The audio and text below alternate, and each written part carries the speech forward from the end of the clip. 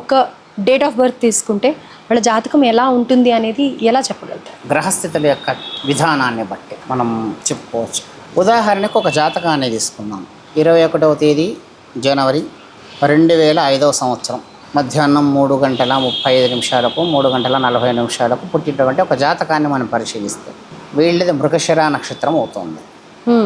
మృగశిర నక్షత్రము మిథున లగ్నం అవుతుంది, వృషభ రాశి అవుతుంది.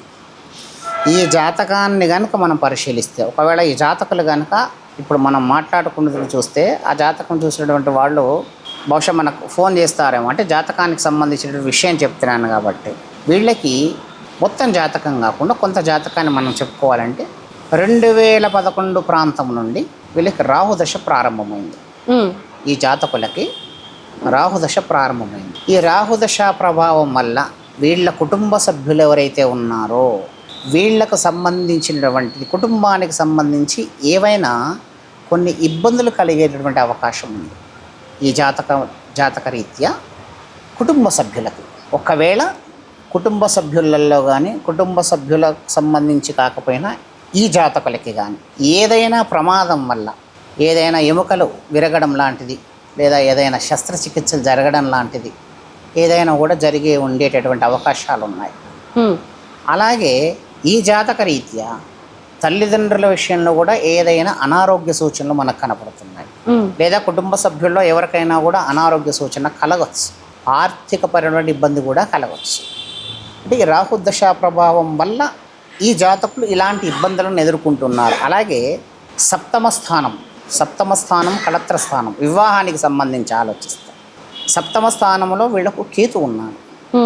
ఈ కేతువు ఉండడం వల్ల ఇది పాపగ్రహం. ఈ కేతువు ఉండడం వల్ల బహుశా వీళ్ళు ఒకవేళ వివాహ ప్రయత్నాలు గనక చేసి ఉంటే అంతా సరిపోయింది, ఇంకా రేపో మాపో వచ్చి మాట్లాడుకుందాము అని అనుకున్నప్పుడు అవతల వాళ్ళు రాకపోతుండొచ్చు, అమ్మాయి అయితే అబ్బాయి వాళ్ళు రాకపోతుండొచ్చు, అబ్బాయి అయితే అమ్మాయి వాళ్ళు రాకపోతుండొచ్చు. కారణం ఏంటంటే ఆ స్థానంలో కేతు ఉండడం కరత్ర స్థానం అంట, వివాహానికి సంబంధించిన. కాబట్టి ఇప్పుడు వీళ్ళకి 2029 వరకు రాహుదశ నడుస్తుంది కాబట్టి ఇలాంటి ఇబ్బందులు ఉంటాయి. మరి దీని పరిహారం ఏంటండి అంటే రాహుగ్రహానికి సంబంధించినటువంటి జపం చేయడం, రాహుగ్రహం ఫలితం ఉంటుంది. ఇప్పుడు 29వ సంవత్సరం వరకు ఇబ్బంది ఉంది అని అన్నారు.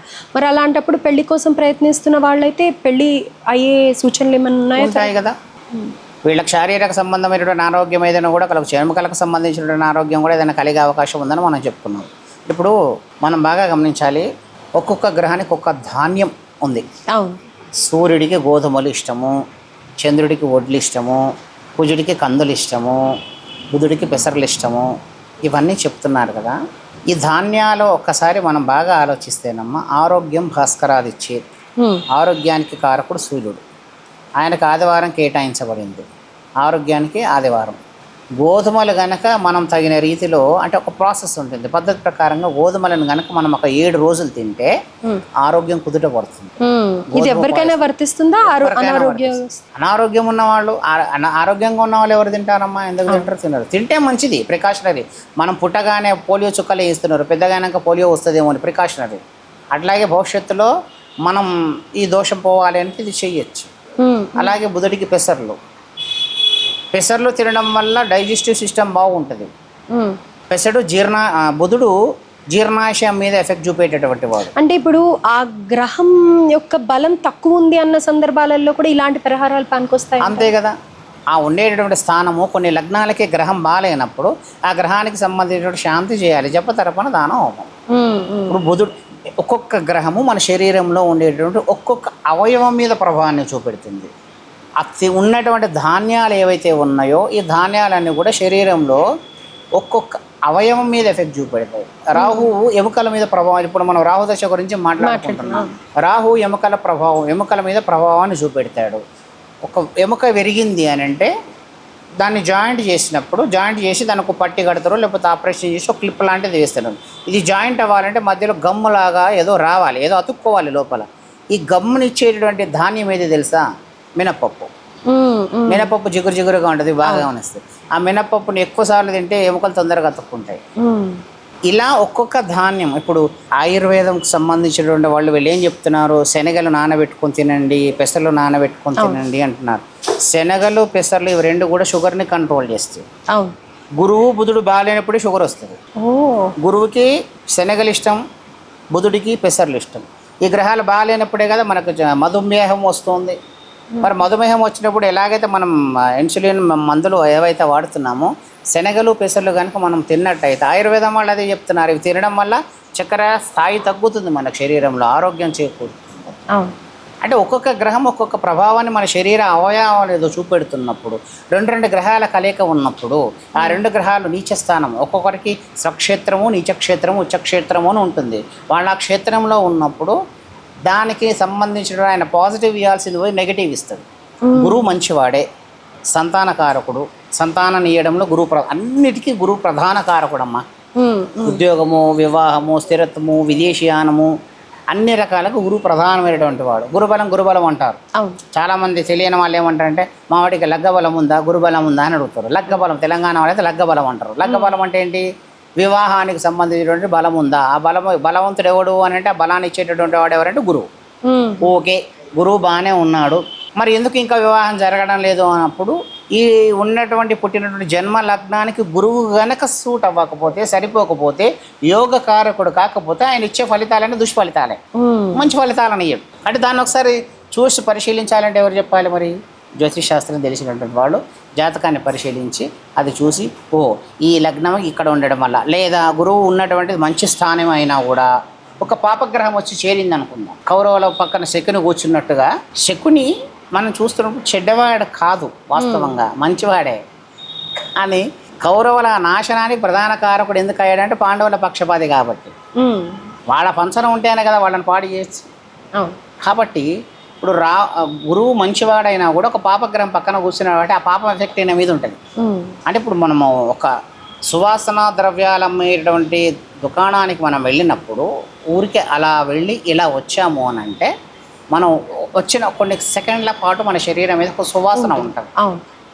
ఒక దుర్వాసన ఉన్న ప్రాంతానికి వెళ్ళి వచ్చినా కూడా దుర్వాసన ఉంటుంది, దాని ఎఫెక్ట్ అనేది మనకు ఉంటుంది. అంటే అది మంచి స్థానమా పాపస్థానమా? స్థానంలో మనం ప్రవేశించడం వల్ల మనం మంచితనం కోల్పోతున్నాం, లేదా మన మంచితనం రెట్టింపు అవుతుంది. గ్రహాలు కూడా అంతే, మంచి స్థానంలో ఉన్నప్పుడు మంచి ఫలితాన్ని ఇస్తాడు. చెడువాడితో కూడా, చెడువాడితో సావాసం ఉన్నా లేదా చెడు స్థానంలో ఉన్నా ఇవ్వాల్సినటువంటి మంచి పోగొడతారు. మరి అప్పుడు ఏం చేయాలంటే బలవంతుని చేయాలి, బలం పుంజకం చేయాలి. అంటే బలం చేయాలంటే ఇప్పుడు మన నీరసంగా ఉన్నప్పుడు బాడీలో సెలైన్ ఎట్లానైతే పెడుతున్నారో వీళ్ళకి ఎనర్జీ ఏంటి అంటే జపం, తర్పణం, దానం, హోమం ఇవి చేస్తే 100% ఫలితం ఉంటుంది. అయితే కర్మఫలం అనేది ఒకటి ఉంటుంది. ఆ కర్మఫలాన్ని మనం అనుభవించాలి. మన పూర్వీకులు చేసిన కొంత కర్మ ఉంటుంది. పూర్వీకులు చేసేది మనకెందుకు వస్తుంది అని అంటే, పూర్వీకుల కర్మను మనం ఎందుకు అనుభవించాలి అంటే, మన తాత ముత్తాతల గోత్రాన్ని మనం తీసుకున్నాము, మన తాత ముత్తాతల వంశాన్ని మనం తీసుకున్నాము, మన తాత ముత్తాతల ఆస్తిపాస్తులను మనం తీసుకున్నాము, తాత ముత్తాతలు చచ్చిపోతే మైల పడుతున్నాము, వాళ్ళ ఇంట్లో డెలివరీ అయితే మైల పడుతున్నాము.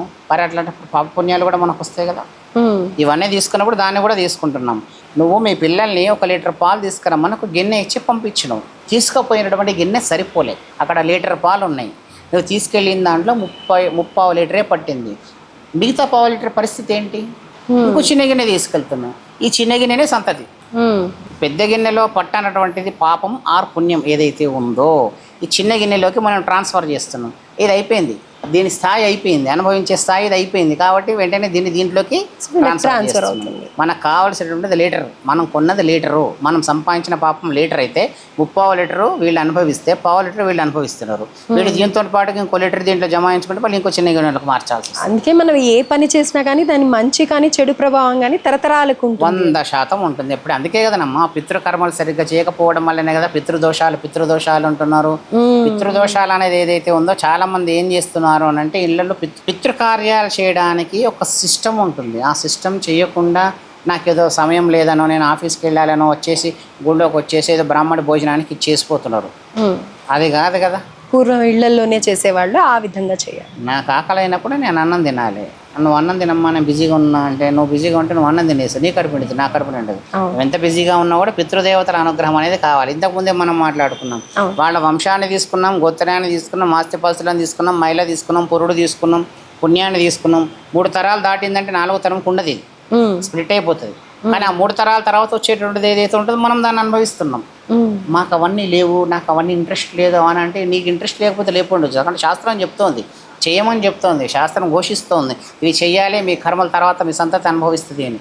అందుకే తల్లిదండ్రులు చేసినటువంటి పాపాలు పిల్లలకు వచ్చేస్తాయి. కారణం ఏంటంటే ఇదే కారణం, వాళ్ళ వంశంలో ఉద్భవించడం వల్ల. కాబట్టి ఇప్పుడు మనం పరిశీలిస్తున్న ఈ జాతకంలో ఈ జాతక దోషం వల్ల కుటుంబం అంతా సమస్యలు అనుభవిస్తుంది. కాబట్టి ఈ వీళ్ళు రాహుగ్రహానికి సంబంధించినటువంటి జపం చేసుకోవడం, వచ్చేటటువంటి గురుదశ కాబట్టి ఒకవేళ వీళ్ళ లగ్నానికి కనుక సూట్ అవ్వకపోతే, అట్లాగే ప్రధానంగా రాహు వీళ్ళ జాతకం మీద ప్రభావాన్ని చూపెడుతున్నాడు. ఇప్పుడు మనం మాట్లాడుకున్న 21వ తారీఖు 1వ నెల 2005 సంవత్సరం మధ్యాహ్నం 3:30-4 ప్రాంతంలో పుట్టేటటువంటి వాళ్ళ పరిశీలిస్తే వీళ్ళకి రాహు నడుస్తుందని మనం చెప్పుకున్నాం కదా. ఈ రాహు వల్ల వీళ్ళ కుటుంబం ఏదైతే సమస్యలు ఎదుర్కొంటుందో, ఒకవేళ వీళ్ళ వివాహానికి సంబంధించింది రాహుతో పాటుగా ఇంకొక దోషం ఏం కనపడుతుంది, మనం ఇక్కడ కేతువు కూడా మనం చెప్పుకున్నాం సప్తమ స్థానంలో, కరత్ర స్థానంలో ఉండడం వల్ల. కాబట్టి ఇంకా ఒకసారి జాతకాన్ని బాగా పరిశీలింపజేసి దానికి సంబంధించిన పరిహారాలు కనుక వీళ్ళు చేసుకుంటే ఖచ్చితమైన ఫలితం అనేది పొందవచ్చు.